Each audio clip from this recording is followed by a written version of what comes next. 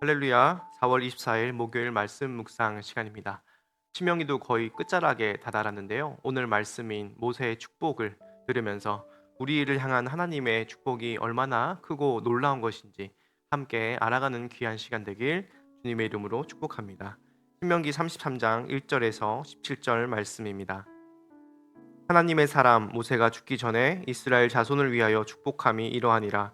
그가 일렀으되 여호와께서 시내산에서 오시고 헬산에서 일어나시고 바란산에서 비추시고 일만 성도 가운데에 강림하셨고 그의 오른손에는 그들을 위해 번쩍이는 불이 있도다. 여호와께서 백성을 사랑하시나니 모든 성도가 그의 수중에 있으며 주의 발 아래에 앉아서 주의 말씀을 받는도다. 모세가 우리에게 율법을 명령하였으니 곧 야곱의 총회의 기업이로다. 요수run의 왕이 있었으니 곧 백성의 수령이 모이고 이스라엘 모든 지파가 함께 한때로다. 르우벤은 죽지 아니하고 살기를 원하며 그 사람 수가 적지 아니하기를 원하나이다. 유다에 대한 축복을 이러하니라. 일렀을 때 여호와여 유다의 음성을 들으시고 그의 백성에게로 인도하시오며 그의 손으로 자기를 위하여 싸우게 하시고 주께서 도우사 그가 그 대적을 치게 하시기를 원하나이다. 레위에 대하여는 일렀을 때 주의 둠림과 우림이 주의 경건한 자에게 있도다. 주께서 그를 마사에서 시험하시고 우리바 물가에서 그와 다투셨도다. 그는 그의 부모에게 대하여 이르기를 내가 그들을 보지 못하였다 하며 그의 형제들을 인정하지 아니하며 그의 자녀를 알지 아니한 것은 주의 말씀을 준행하고 주의 언약을 지킴으로 말미암음이로다. 주의 법도를 야곱에게 주의 율법을 이스라엘에게 가르치며 주 앞에 분향하고 온전한 번제를 주의 제단 위에 드리리로다. 여호와여 그의 재산을 풍족하게 하시고 그의 손의 일을 받으소서. 그를 대적하여 일어나는 자와 미워하는 자의 허리를 꺾으사 다시 일어나지 못하게 하옵소서. 베냐민에 대하여는 일렀을 때 여호와의 사랑을 입은 자는 그 곁에 안전히 살리로다. 여호와께서 그를 날이 마치도록 보호하시고 그를 자기 어깨 사이에 있게 하시리로다. 요셉에 대하여는 일렀을 때 원하건대 그 땅이 여호와께 복을 받아 하늘의 보물인 이슬과 땅 아래에 저장한 물과 태양이 결실하게 하는 선물과 태음이 자라게 하는 선물과 옛산의 좋은 산물과 영원한 작은 언덕의 선물과 땅의 선물과 거기 충만한 것과 가시떨기 나무 가운데에 계시던 이의 은혜로 말미암아 복이 요셉의 머리에 그의 형제 중 구별한 자의 정수리에 임할지로다. 그는 첫 수송아지 같이 위엄이 있으니 그 뿔이 들소의 뿔 같도다. 이것으로 민족들을 받아 땅 끝까지 이르리니 곧 에브라임의 자손은 만만이요 므낫세의 자손은 천천이리로다. 아멘. 어제까지 우리는 모세의 노래에 대해서 들어보았습니다. 그리고 오늘은 33장에 모세의 유언이 나오는데요. 크리스토퍼 라이트라는 학자는 이 33장을 이렇게 얘기했습니다.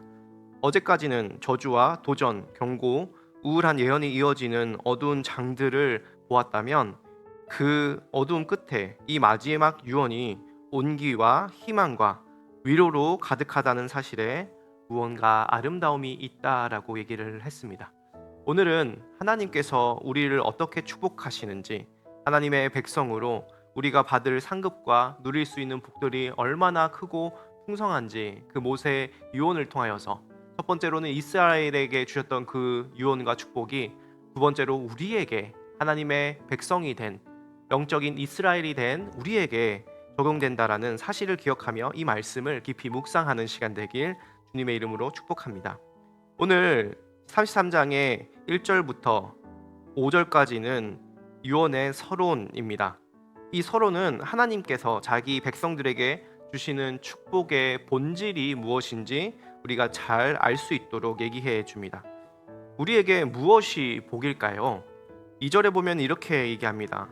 그가 일렀으되 여호와께서 시내산에서 오시고 헬산에서 일어나시고 바란산에서 강림하셨고, 여기서 시내산과 셀산, 바란산은 이스라엘 백성들이 출애굽하여서 광야 생활을 한 그 출애굽기의 처음과 중간과 끝을 얘기합니다.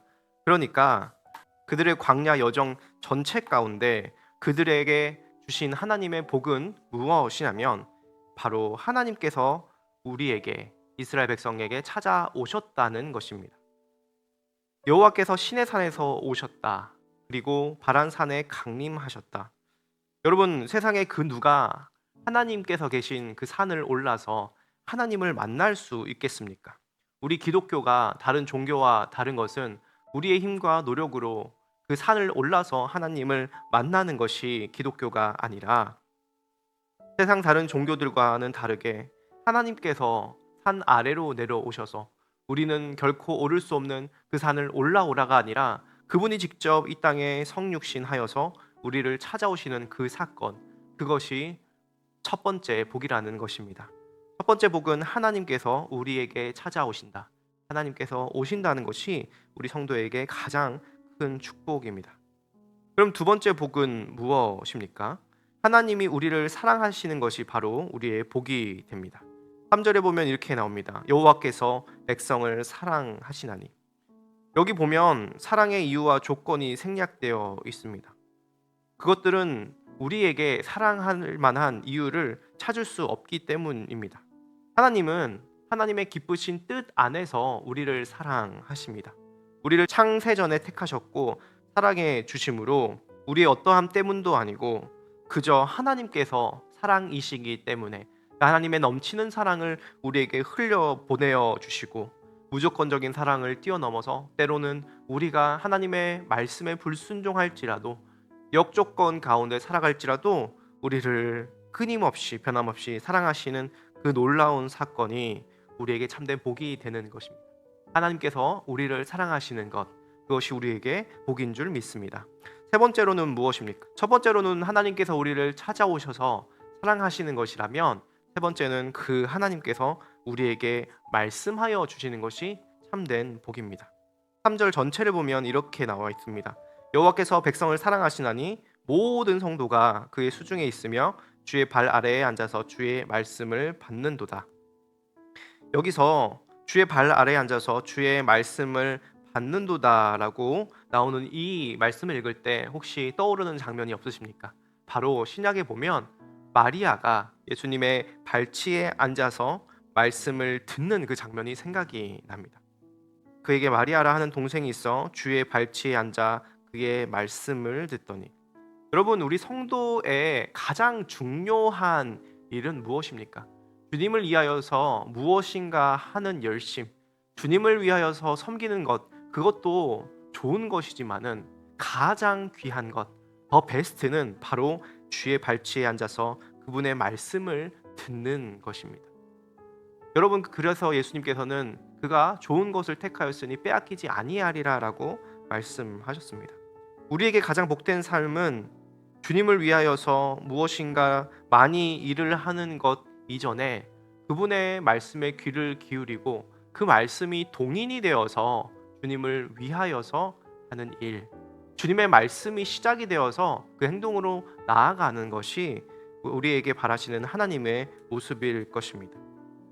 오늘 이 말씀을 통하여서 우리에게 참된 복은 하나님께서 우리에게 찾아오시고 그분께서 우리를 사랑하셔서 말씀하고 계신다라는 것이 우리 성도들에게 가장 큰 복임을 이 시간 깨닫고, 오늘 이 말씀을 묵상하고 말씀 묵상을 듣는 우리 모두가 하나님께서 나를 찾아오시는 이 시간에 주님께서 나를 사랑하셔서 말씀하신다라는 것을 깨닫고 살아가는 우리 귀한 함께하는 성도님들이 다 되시기를 주님의 이름으로 축복합니다.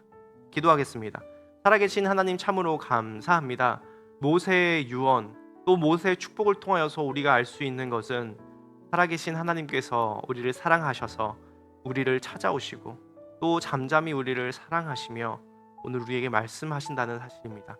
하나님, 우리가 그 말씀을 듣고 그 말씀에 반응하며 순종하는 주님의 자녀들 되기를 소원합니다. 마리아처럼 주님의 발치에 앉아서 주님의 말씀을 묵상하고 그 말씀을 기뻐할 때에 우리의 삶이 하나님이 주시는 아름다운 복을 함께 누리며 살아가는 삶 될 수 있도록 주님 축복하여 주시옵소서.